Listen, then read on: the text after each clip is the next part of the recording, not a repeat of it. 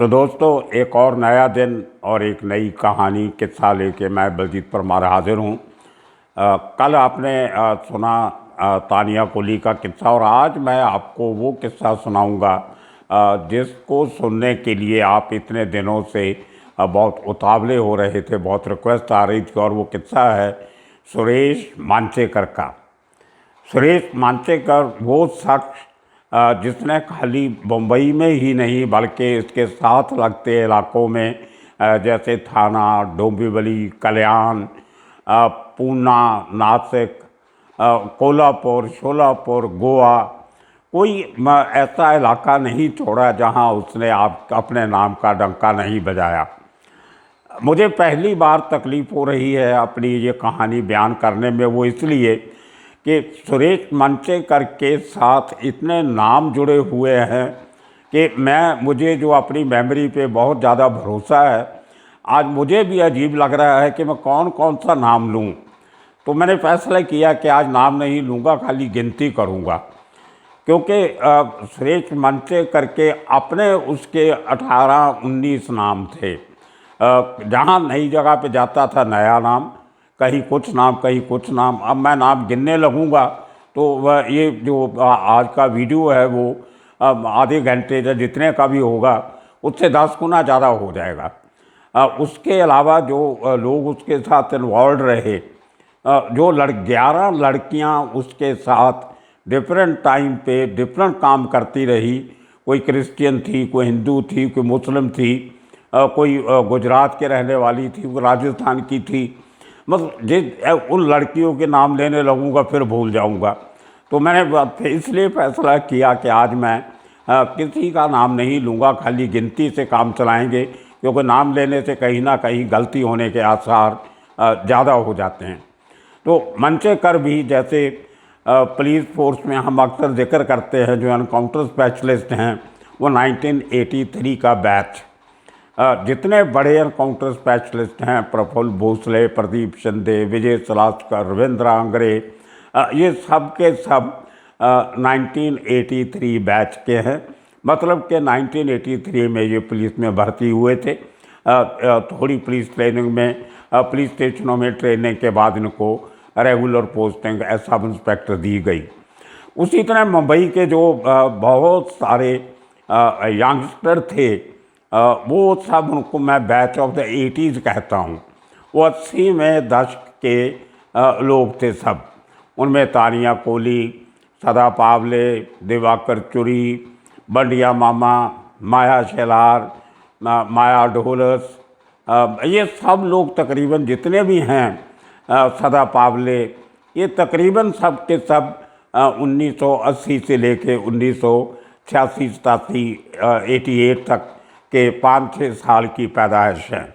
उसके डिफरेंट कारण थे, वो मैं ऑलरेडी आपको बता चुका हूँ वीडियो में, जिसमें सबसे बड़ा कारण था मुंबई की कपड़ा मिलों में स्ट्राइक जो दत्ता सामंत ने करवाई थी, और 3-3.5 लाख वर्कर बेरोज़गार हो गए थे। वो लंबी चौड़ी कहानी आपने डिफरेंट एपिसोड में सुनी है। तो उन्हीं दिनों में जो क्राइम का बोलबाला हुआ, जो यंगस्टर्स नए काम की तलाश में निकले, वो कैसे क्राइम की दुनिया तक जाते रहे, उनमें से एक वो शख्स आज जिसकी बात कर रहे हैं, सुरेश मांचेकर। ये बेसिकली सीवड़ी इलाका है मुंबई में। एक तरफ उसके वडाला का इलाका लगता है, दूसरी तरफ मटुंगा लगता है, तीसरी तरफ जो साउथ मुंबई है वो शुरू हो जाती है। सीवड़ी का आधा इलाका जो है वो समुद्र की खाड़ी के साथ भी लगता है। तो काफ़ी सारे काम, और वहाँ पे बहुत बड़ा ट्रांसपोर्ट्स का, और जो हमारी जो पेट्रोलियम प्रोडक्ट्स की मिले हैं, Hindustan petroleum, Bharat petroleum, Indian oil, इनके काफ़ी सारे जो इनके स्टोरेज टैंक्स हैं वो सब उसी इलाके में है। उसके आगे मझगांव शुरू हो जाता है। तो काफ़ी इंडस्ट्रियली एक मिडिल और lower middle class, working class, जहाँ पे मज़दूर लोग ज़्यादा रहते थे, वो इलाका है। कोई पॉश इलाका नहीं था। आज तो बहुत सारी नई इमारतें, नए शॉपिंग मॉल वगैरह खुल गए, लेकिन एक ज़माने में वो लोअर मिडिल क्लास ज़्यादा था, मिडिल क्लास कम था। उस इलाके में से मांचेकर निकल के आता है। जैसे बाकी लोगों की कहानी है, स्कूल ड्रॉप आउट, 12वीं तक, 10वीं 12वीं पास नहीं किया, स्कूल से छोड़ के काम की तलाश में निकला। कभी दगड़ी चाल गया, कभी 144 टेनेमेंट गया। तो ये उस समय में नौजवानों का एक कार्यक्रम हुआ करता था, रूटीन हुआ करता था। ये काम मांगने के लिए किसी मिल या किसी दुकान या किसी फैक्ट्री या किसी वर्कशॉप में नहीं जाते थे। वो अंडरवर्ल्ड के सरगनाओं के दफ्तरों के चक्कर लगाते थे कि हमें कोई ना कोई काम दे दो, हम भी चाकू छुरी चला लेते हैं, गोली चलाना सीख जाएंगे। तो उसी किस्म का नौजवान था सुरेश मनचेकर। और करते करते इसको जब कहीं से कोई काम नहीं मिला तो गुरु साटम जो परेल इलाके में उसका बहुत बड़ा नाम था उस ज़माने में, एक कारपोरेटर का एमएलए का मर्डर भी कर चुका था और बड़े बड़े गैंगस्टर से उसकी दोस्ती थी। अब तक उगराही इकट्ठी होती थी, एक्सटॉर्शन का काम भी करता था, हवाला का काम भी करने लगा था थोड़ा थोड़ा। तो उसको काफ़ी उसका जो गैंग था उसमें गुरु साटम को नए यंगस्टर लोगों की तलाश रहती थी कि उनसे उनका काम करवाया। मारे भी गए तो कोई फ़र्क नहीं पड़ता, क्योंकि अगर कोई ट्रेंड शूटर, बड़ा नाम किसी इनकाउंटर में जो गैंग रवैलरी में मारा जाता है तो उसमें जो सरगना होता है उसका काफ़ी नुकसान हो जाता है। तो ये लोगों की कोशिश होती थी कि यंगस्टर तो लाओ, और यंगस्टर जो हैं वो अपनी जगह बनाने के लिए रिस्क भी लेते हैं और काम करने से डरते नहीं। तो उसमें चक्कर में वो नए लोगों को भर्ती करता रहता था और नहीं काम के हुए तो उनको निकाल देता था। उसके शरण में सुरेश मनचेकर सबसे पहली बार गया। उसके कहने पे काम करने लगा, दादागिरी शुरू हो गई और 4-5 साल में मनचेकर गुरु साटम गैंग का नंबर 2 आदमी बन गया। इतना क्लोज हो गया गुरु साटम के कि शाम को जब बैठते थे खाने पीने के लिए तो गुरु साटम सुरेश मनचेकर को अपने साथ बैठा लेता था, जो आज तक कभी किसी और डॉन ने नहीं किया। पहले तो जो ज़्यादा करके डॉन थे वो दारू वारू से दूर ही रहते थे। अरुण गवली हुआ, दाऊद इब्राहिम हुआ, ये लोग कभी भी अपने जूनियर्स को या अपने असिस्टेंट्स को या अपने जो इनके लिए तो वर्कर ही होते हैं जो किलर होते, तो उनके साथ बैठ के कभी इस किस्म की अयाशियाँ या दारू पीना या और करना या अपनी फैमिली के नज़दीक नहीं लेके आते थे। तो ज़्यादातर वो इन लोगों को अपने बेडरूम, ड्राइंग रूम या अपने घर से बाहर ही रखते थे।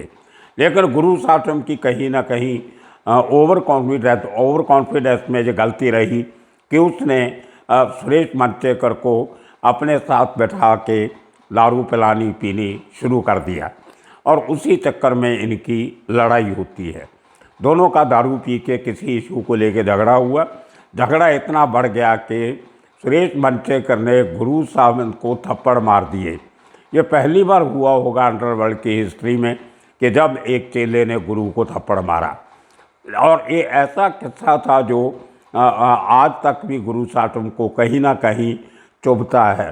तो गुरु साटम ने कुछ ज़्यादा पी रखी थी, मनचेकर ने कुछ कम पी थी, तो उसको थप्पड़ मार के, और अपनी उसको ये भी पता था मनचेकर को कि अगर अभी मैं यहाँ से नहीं भागूंगा तो मुझे मार दिया जाएगा, तो वहाँ से निकल के वो अंडरग्राउंड हो जाता है। उसको पता था इस इलाके में रहूँगा तो गुरु साटम ढूंढ लेगा, इसलिए उसको मुंबई छोड़ के उसके साथ वाले डिस्ट्रिक्ट थाना में जाना पड़ा। उसने थाना में जाके, थाना से आगे भी डोंबिवली, कल्याण, नए एरियाज डेवलप हो रहे थे उस ज़माने में, 90 के एरिया में, 90 91 में, उन दिनों में। तो वहाँ कंस्ट्रक्शन का काम बहुत शुरू हो रहा था। जो मुंबई में एक छोटे से घर की कीमत अगर उस ज़माने में 60-65 लाख थी, तो उतने एरिया का घर आपको डोंबिवली, कल्याण में 10-12 लाख का मिल जाता था। तो ये बहुत बड़ा फ़र्क था मिडिल क्लास लोगों के लिए। हर घर की इच्छा होती है कि हमारा अपना घर हो, अपने सर पे अपनी छत हो। तो वहाँ पे जो बूम हुआ कंस्ट्रक्शन इंडस्ट्री का, जो मुंबई में तो चल ही रहा था, लेकिन उसके साथ जो affordable houses lower middle class के लिए जो थे, वो थाना, अमरनाथ, कल्याण, डोंबिवली, उस एरिया में बहुत ज़ोरों से चल रहा था। तो मुंबई में गुरु साटम में साथ रह के सुरेश मनचेकर ने इतने गुर तो सीख लिए थे कि बिल्डर लोगों से पैसा कैसे एक्सटॉर्ट करना है, खंडनी कैसे मांगनी है, एक्सटॉर्शन को खंडनी बोलते थे। इसी तरह प्रोटेक्शन मनी कैसे इकट्ठी करनी है। वो छोटे मोटे दुकानदारों से पैसा इकट्ठा करने में यकीन नहीं रखता था।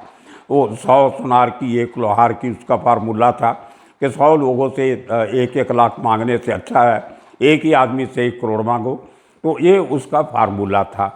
उसके 2 काम उसके अच्छे हो जाते थे।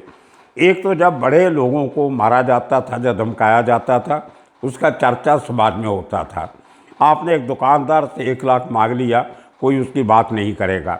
जब आप किसी बिल्डर से 1 करोड़ मांगते हो, वो कंप्लेंट करता है तो अखबारों में सुर्खियाँ छपती थी कि एक बिल्डर से 1 करोड़ रुपया या एक बिजनेसमैन से 1 करोड़ रुपया मांगा गया।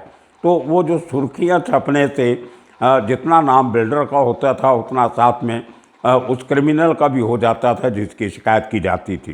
तो ये एक इनका अपना अंडरवर्ल्ड के लोगों का अपना नाम बढ़ाना और बिज़नेस बढ़ाने का एक तरीका भी था कि बड़े लोगों को टारगेट किया जाए।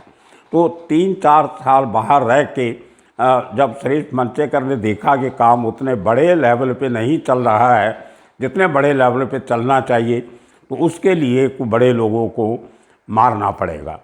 लेकिन क्योंकि उसके पास इतने अभी सोर्सेज नहीं थे कि अपने नया गैंग खड़ा करके नए लड़के भर्ती करके उनका मुंबई के बाहर रहने सहने का इंतज़ाम करके उनके लिए गाड़ियाँ, हथियार, सब बहुत लंबी चौड़ी प्लानिंग और इन्वेस्टमेंट करनी पड़ती है, वो नहीं थी। तो वो क्योंकि सीवड़ी का रहने वाला था, सीवड़ी एरिया का उसको पता था, तो वो उसने एक बड़ा काम करने के लिए सीवड़ी के एक नगर सेवक कारपोरेटर का मर्डर कर दिया। और वो बहुत चर्चा में आया क्योंकि सिटिंग कारपोरेटर का मर्डर होना बहुत बड़ी बात गिनी जाती है। तो मंचेकर का नाम एकदम फिर सामने आया। फिर उसको लगा कि असली पैसा तो मुंबई में है, बाहर तो मैं ऐसे ही चला गया। तो उसने चोरी छिपे रहते हुए मुंबई में 8-9 केसेस ऐसे किए जिसमें या मर्डर किया, जब बड़े लेवल पे एक्सटॉर्शन किया। लेकिन यहाँ पे 2 किस्म का प्रेशर उसके ऊपर बढ़ने लगा। एक गुरु सावंत का प्रेशर था, उसको मालूम था क्योंकि वो उस्ताद था, पुराना गैंगस्टर था, उसको ज़्यादा उसके पास सोर्सेस थे। तो उसको जब देखा कि सुरेश मंचेकर तो हाथ में आता नहीं, तो उसने एक करके सुरेश मंचेकर के आने वाले 1.5-2 साल में 25 बंदों को मरवा दिया, या तो गैंगवार में या पुलिस को टिप दे के एनकाउंटर में। तो एक बार फिर दोबारा खड़े होते होते फिर सुरेश मंचेकर का ग्राफ नीचे जाने लगा। 25 आदमी अगर 1.5 साल में आपके मारे जाते हैं तो क्या काम करेगा आदमी। एक बार फिर उसने अपना बेस शिफ्ट किया थाना डोंबिवली कल्याण, और इस बार उसने थाना में जाके वही कारनामा किया जो उसने बम्बई में री एस्टेब्लिश होने के लिए किया था, बड़े आदमी को मारना। तो उसने एक टारगेट बनाया थाना में, उसका नाम था डॉक्टर देसाई। डॉक्टर देसाई की बहुत बड़ी क्लिनिक थी और बहुत चलती थी, और बड़ी गाड़ियाँ रखी हुई थी, बड़ी बिल्डिंग में उसका क्लिनिक, बड़े बड़े क्लाइंट। तो मंचेकर की निगाह वहाँ पे टारगेट इसको मिल गया कि इस आदमी को धमकाया जाए तो अच्छे पैसे मिल सकते हैं। तो उसने फिर उसकी जो रैकी करने के लिए, मैंने इसलिए कहा था कि नाम इतने हैं कि मुझे याद नहीं रहेंगे, तो उसने एक लड़की का इस्तेमाल किया जिसने कोई न बीमारी का बहाना लेने के लिए वो डॉक्टर के क्लिनिक में जाती थी। वहाँ रोज़ दवाई लेने के बहाने उसने देखा कि एट अ गिवन टाइम इसकी क्लिनिक में कितने लोग होते हैं, कौन सा टाइम ऐसा होता है जब आदमी कम होते हैं, और उसमें कोई सिक्योरिटी का अरेंजमेंट क्या है, डॉक्टर मरीज़ को देखने के बाद कौन से कमरे में बैठता है, चाय कितने बजे पीता है, खाना कितने बजे खाता है, कौन इसको कब कितने बजे मिलने आता है। तो वो लाइन में बैठ के ये अपना पूरी रैकी उसने कई दिनों तक लगातार उस डॉक्टर की क्लिनिक में जाके पूरे का पूरा उसका रूटीन, 1-1 मिनट का रूटीन सुरेश मंचेकर को बताया। और उसके बाद जो उसको डॉक्टर को धमकियां दी जा रही थी, तो डॉक्टर ने कभी इतना सीरियसली नहीं लिया कि ये जो फ़ोन आ रहे हैं ये इतने सीरियस भी हो सकते हैं। तो बार बार उसको धमकी मिलने के बाद भी जब उसने पैसा नहीं दिया, तो एक दिन सुरेश मनचेकर ने जाके अपने आदमियों के साथ डॉक्टर देसाई का उसकी क्लिनिक में मर्डर कर दिया। तो ये थाना में एक बहुत सेंसेशनल मर्डर था। ह्यू एंड क्राई हुआ, लोगों ने जुलूस निकाले, औरतों ने, पॉलिटिकल पार्टीज़ ने, सोशल सर्विस ग्रुप्स ने, पुलिस के ऊपर बहुत प्रेशर था। मैंने आज ही सुबह उस समय जो थाना के पुलिस कमिश्नर थे मिस्टर सुरेंद्र मोहन शंगारी, बहुत सीनियर IPS ऑफिसर थे, बाद में वो डायरेक्टर जनरल ऑफ पुलिस भी बने महाराष्ट्र के। आज सुबह मैंने उनसे बात किया, उस ज़माने में जो इसका टेरर चल रहा था, तो उन्होंने भी ये बात मानी कि सुरेश मनचेकर का एक रीजन ऑफ टेरर था थाना डिस्ट्रिक्ट में, थाना कमिश्नरेट में, डिफरेंट इलाकों में। काम भले उसने कम किए हों, लेकिन दहशत बहुत ज़्यादा क्रिएट करके रखी थी। पूरे एरिया में डर और सहम का माहौल था और लोग बड़े रस्टेलियस बिजनेसमैन डर डर के जीने लगे थे कि पता नहीं सुरेश मनचेकर और उसका गैंग कब अटैक करेगा। तो शंगारी साहब ने कहा कि it was a big challenge, और उसको ढूंढने के लिए, तैयारी के लिए 35-40 ऑफिसर की टीम बनाई गई, ऑफिसर मैन, क्राइम ब्रांच के लोग, पुलिस स्टेशनों से अच्छे अच्छे लोग लेके, और उसका पूरा जिम्मा जो था वो दिया गया उस समय इंस्पेक्टर रविंद्र अंग्रे को। वो भी 1983 बैच के ऑफिसर थे, विजय सलास्कर, प्रदीप शर्मा के साथ के बैच में, प्रफुल्ल भोसले के साथ। तो उनको जिम्मेदारी, वो मुंबई में काफ़ी उन्होंने काम किया था, क्राइम ब्रांच में काम किया, और कोई उस समय तक रविंद्र आंग्रे कोई 50 से ज़्यादा एनकाउंटर कर चुके थे। मैं रविंद्र आंग्रे को बहुत पुराना जानता था, जब 85-86 में 90 तक क्राइम ब्रांच में काम करते थे, तो पुरानी दोस्ती थी, बहुत अच्छा। कल शाम को मैंने उनको 2-3 बार फ़ोन करके बहुत लंबी चौड़ी बात की सुरेश मनचेकर के बारे में, रविंद्र आंग्रे से, जो आजकल रिटायर होके रह रहे हैं और कांग्रेस पार्टी ज्वाइन की हुई है।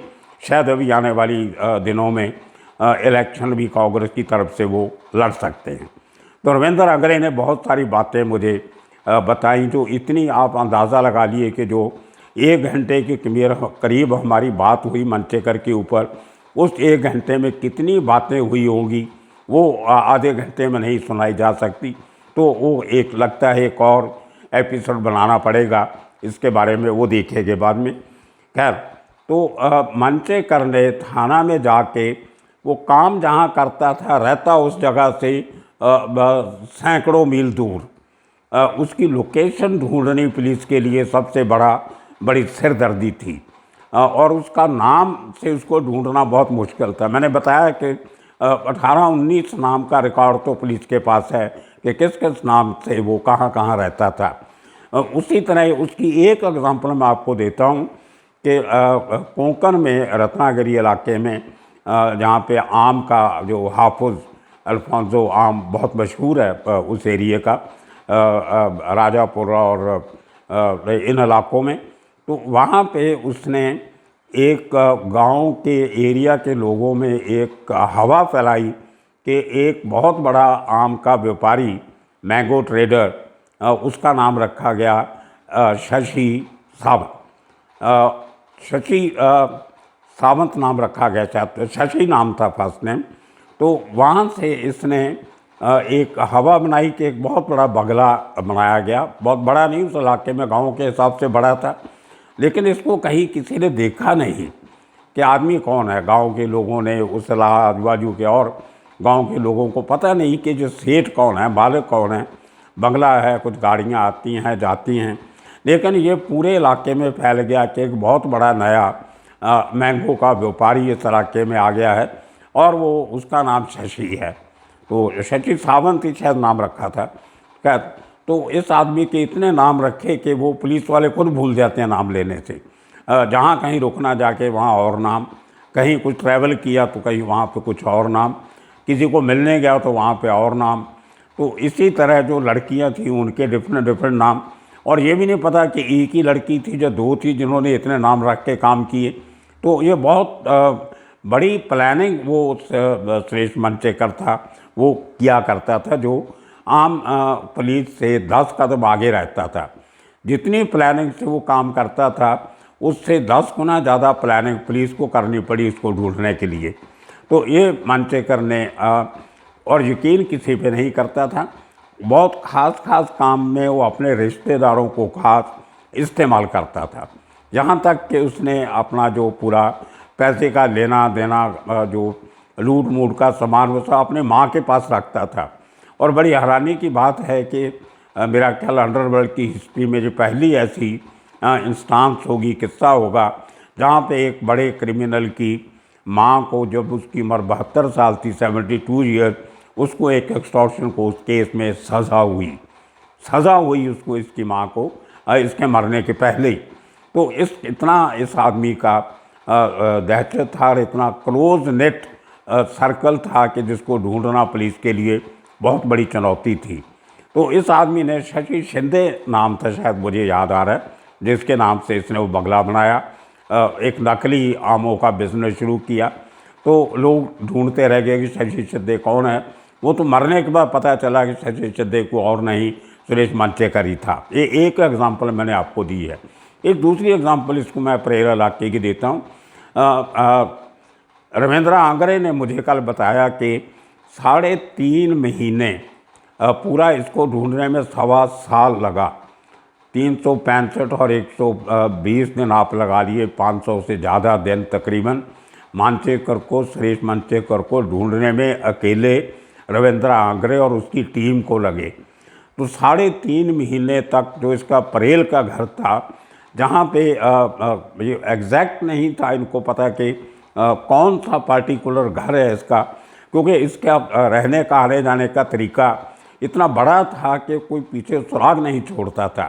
तो रविंद्र आंगरे का कहना है कि उस घर में छोटे बड़े मिला के 7 रास्ते जाते थे और हमारे 35-40 आदमी दिन रात उन 7 रास्तों पे निगाह रख के बैठे थे। 3.5 महीने तक इसके उस घर की वाच रही, जिसमें कुछ लड़कियां आती थी सामान लेके, वो चौल की 3rd फ्लोर पे, 4th फ्लोर पे कहीं भी गई, उनकी वो निगाह रखी जाती थी, किसको मिल के आती हैं, वापस क्या लेके आती हैं, लेके क्या गई थी। और जब तक कोई सबूत पुलिस के साथ नहीं मिलता तो वो हाथ पाने से पुलिस भी डरती है। तो अगर वो किसी को अरेस्ट भी करते तो मांचेकर और होशियार हो जाता था। तो पुलिस के लिए ये कैट एंड माउस गेम था, एक पेशेंस का सवाल था कि कौन पहले हारता है, कौन पहले थक के बैठ जाता है। लेकिन वो लड़कियां सामान लेके आती थी, जाती भी थी, लेकिन उनको पुलिस ने अरेस्ट नहीं किया क्योंकि इनको चाहिए था शेष मांचेकर। तो ये एक मैं एग्जांपल दे रहा हूँ कि वो लड़कियों की जब बड़े तरीके से पूछताछ होती थी, कुछ पुलिस की औरतें जो कांस्टेबल ऑफिसर थी वो उस चाल में रहने लगी, नाम बदल के, भेष बदल के, वो उन लड़कियों से बातचीत भी करने लगी। लेकिन उन लड़कियों को सिवाय उनको ये भी पता नहीं था कि सुरेश मांचेकर कौन है। वो किसी और ही नाम लेके, अनिल कुमार ने हमें तो भेजा है, अब पुलिस वाले ढूंढते रहे जो अनिल कुमार कौन है। तो इस किस्म का ये काम करने का तरीका था सुरेश मांचेकर का। और करते करते करते जो पुलिस कमिश्नर थे एस.एम. शंगारी, उन्होंने ये मुहिम को और तेज़ करते हुए एक पूरी जो टेक्निकल सर्वेलेंस होती है कि फ़ोन कहाँ से आते हैं, कहाँ से जाते हैं, उसके ऊपर ज़्यादा ज़ोर दिया जाए। उसमें जो हमारा MTNL, विदेश संचार निगम, लोकल टेलीफोन एक्सचेंज, उनकी स्पेशल मदद ली गई। बड़े लेवल पे ऑफिसर्स को मिलके ऑफिशियली परमिशन ली गई, क्योंकि सबसे बड़ी दिक्कत पुलिस को ये आ रही थी कि उसकी लोकेशन एक जगह पे नहीं मिलती थी। सुरेश मांचेकर एक मोबाइल फ़ोन का कार्ड एक बार से ज़्यादा इस्तेमाल नहीं करता था और वो दिन में 2 या 3 कॉल से ज़्यादा टेलीफोन की कॉल नहीं करता था किसी को। और वो जो कॉल का डिफरेंस होता था वो भी 3-4 घंटे का होता था। तो जब ये कोल्हापुर में छिपा हुआ था आखिरी दिनों में, तो कोल्हापुर से कभी वो कॉल नहीं करता था, किसी को पैसा मंगवाना है या किसी को धमकी देनी है तो वो कोल्हापुर से बाई रोड ट्रैवल करता था गोवा, बेलगाम बॉर्डर से क्रॉस करके गोवा की टेरिटरी में जाके 2-2.5 घंटे का ट्रैवल करने के बाद वहाँ से फ़ोन करके मोबाइल ऑन करके फ़ोन करके कार्ड फेंक के दूसरा कार्ड लगा के फिर वापस कोल्हापुर आता था। लेट नाइट या अर्ली मॉर्निंग उसका फ़ोन एक्टिव होता था, जो बड़ी तकलीफ़ से, बड़ी दिक्कत से, तभी इतना एडवांस सिस्टम भी नहीं था सर्विलेंस का। लेकिन रविंद्र अंग्रे और उसकी टेक्निकल टीम जो पैरेलल लाइन लेके बैठी थी, वो 2.5-3 घंटे के बाद जब फ़ोन एक्टिव होता था और जब तक उसको ट्रेस करने की कोशिश करते थे तो वो फ़ोन डेड हो जाता था और दोबारा उस नंबर से कोई कॉल कभी नहीं होती। तकरीबन 350 से ज़्यादा जो पब्लिक बूथ हुआ करते थे टेलीफोन के, उन टेलीफोन बूथ से का इस्तेमाल किया गया। आप अंदाज़ा लगा लिए वो 350 बूथ, कोई 100 मील इधर है, कोई 150 मील इधर है, कोई 50 मील तीसरी साइड में है। तो इतना बड़ा सेफ्टी का प्रिकॉशन मंचेकर लिया करता था। लेकिन फाइनली कहते हैं कि जब दिन आते हैं तो कोई ना कोई गलती हो ही जाती है। तो 2003 की 12-13 अगस्त को पुलिस को एक सुराग मिला। टेलीफोन लाइन सुनते सुनते एक शख्स का एक डायलॉग सामने आया कि अपनी बीवी को बोल रहा था, जो किसी को बोल रहा था, लेडी थी कोई ऑन द अदर साइड, कि मैं भाऊ को मिलने जा रहा हूँ, जल्दी वापस आऊँगा। ये एक सेंटेंस था जिसने रविंद्र अंग्रे की टीम को अलर्ट किया और वो जब उसको ट्रेस करते करते उस आदमी तक आखिर ये टीम 1.25 साल के बाद 500 दिन के करीब लगाने के बाद उस शख्स तक पहुंची। उस शख्स की इंटरोगेशन से मालूम पड़ा कि आज रात को किसी भी टाइम पे सुरेश मांचेकर कोल्हापुर में एक ख़ास जगह पे किसी को मिलने आएगा और मुझे वहाँ पे उसको मिलने के लिए बुलाया गया है। और वो शख्स को मांचेकर ने क्या देना था या उससे क्या लेना था, इसका पुलिस से कोई लेना देना नहीं। रविंद्र अंग्रे ने कहा कि हम वहाँ पे उस जगह से, पार्टिकुलर जगह से दूर फील्डिंग लगा के तकरीबन आधे मील तक जितने रास्ते उस एरिया में आते थे, हमारे आदमियों ने वहाँ पे फील्डिंग लगा के रखी हुई थी। ऑफिसर थे, मैन थे और हमारे प्राइवेट खबरी भी थे। और रात के करीब सुबह के, रात नहीं सुबह 15 अगस्त की सुबह, जब देश आज़ादी की तैयारी करने में जुटा हुआ था, उस फंक्शन मनाने की, झंडा लहराने की, उस समय में रविंद्र अंग्रे और उसकी टीम सुबह 3:30 बजे के करीब कोल्हापुर रेलवे स्टेशन के नज़दीक, बस स्टेशन के नज़दीक बहुत छुप के उस बिल्डिंग इमारत की तरफ आंखें लगा के बैठे थे कि उनका शिकार कब आता है। लेकिन ये आदमी मैंने कहीं पढ़ा पिछले दिनों में जब रिसर्च कर रहा था इस पर, कि वो एक सूमो गाड़ी पे आया, सूमो गाड़ी से उतरा, पुलिस ने चैलेंज किया, गोलियां चला दी और वो मर गया और ड्राइवर भाग गया। मैंने रविंद्र अंग्रे से बात हुई, वो ऑफिसर जिसने इसका एनकाउंटर किया, उसका ये कहना था कि इसने अपनी गाड़ी रेलवे स्टेशन के पास खड़ी की, वहाँ से रेलवे ट्रैक के ऊपर से चल के एक शख्स हमने आता हुआ देखा और उसकी जो हमारे पास हुलिया था वो देखते हमने पहचान लिया कि यही जो है सुरेश मांचेकर है। वो रोड से नहीं आया, रेलवे ट्रैक से, स्टेशन से गाड़ी खड़ी करके स्टेशन पे गया, वहाँ से रेलवे ट्रैक से चलते हुए, ताकि किसी की निगाह नहीं जाए, रेलवे ट्रैक से चक्कर लगा के वो इस रोड पे एंटर किया जहाँ रविंद्र अंग्रे और इसके साथी उसकी इंतज़ार कर रहे थे। जैसे ही उसको ओपन स्पेस में आया सामने, उसको चैलेंज किया गया कि अब भागने की तुम्हारा खेल ख़त्म, भागने की कोशिश मत करना, अपने आप को पुलिस के हवाले कर दो। तो उसने गोली चलाई और रिटर्न फायर में उसकी वहाँ पे मौत हुई। उसको नज़दीक के हॉस्पिटल में ले जाया गया, लेकिन जैसे होता है कि डिक्लेयर डेड बिफोर अराइवल। एक वेबले स्कॉट का पिस्टल उसके पास से मिला और बहुत कुछ लंबा चौड़ा किस्सा है। मैं तो खुद आज परेशान था कि इसकी इतने लंबी चौड़ी कहानी इतने कम समय में कैसे बताऊंगा। आने वाले दिनों में एक और एपिसोड बनाना पड़ेगा, तब का उस दिन का इंतज़ार कीजिए। आने वाले दिनों में मांचेकर के कुछ और किस्से कहानियाँ बहुत इंटरेस्टिंग जो मुझे उस ज़माने के पुलिस ऑफिसर्स ने दी हैं, वो आपको ज़रूर सुनाएंगे एक और पार्ट में, और इंतज़ार करते रहिए। तब तक आज का किस्सा यहीं ख़त्म करते हैं। आप सबका शुक्रिया, धन्यवाद।